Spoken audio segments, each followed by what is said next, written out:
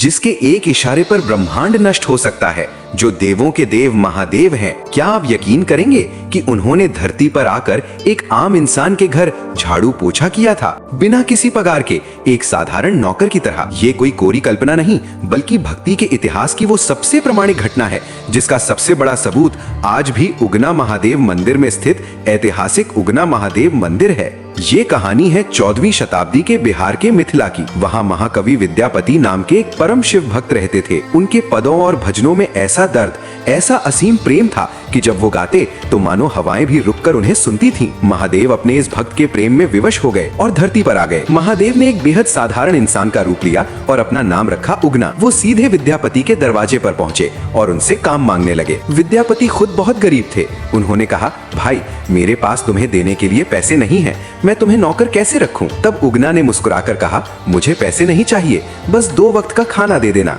और दिन भर अपने शिव भजन सुनाना। विद्यापति मान गए और इस तरह त्रिलोकीनाथ भगवान शिव विद्यापति के सेवक बन गए। सालों बीत गए।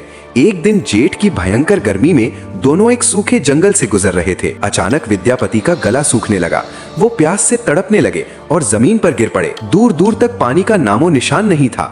विद्यापति की सांसें उखड़ने लगी। अपने भक्त को यूं मरता देख उगना से रहा नहीं गया। वो चुपके से एक पेड़ के पीछे गए, अपनी जटाएं खोली और उनमें से पवित्र गंगा जल की कुछ बूंदें एक लोटे में निकाल ली। जैसे ही विद्यापति ने वो जल पिया, वे तुरंत समझ गए कि इस सूखे जंगल में इतना मीठा और शीतल गंगा जल आना असंभव है। उन्होंने उगना के पैर पकड़ लिए और रोते हुए कहा, सच बताओ तुम कौन हो? भक्त की जिद की वजह से महादेव अपने असली रूप में प्रकट हुए।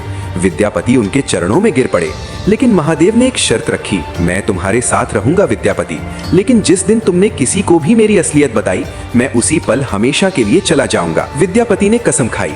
उगना फिर से नौकर बनकर रहने लगा। लेकिन एक दिन विद्यापति की पत्नी सुशीला ने उगना को कोई काम दिया था जिसमें उससे गलती हो गई।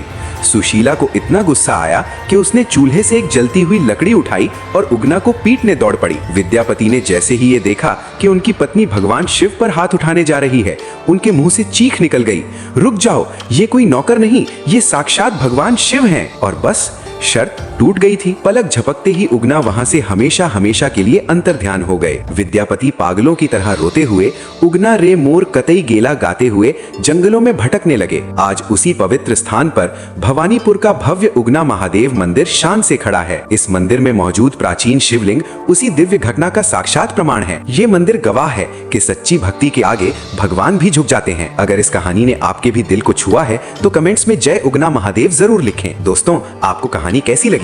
कृपया कमेंट में अपनी राय जरूर बताएं।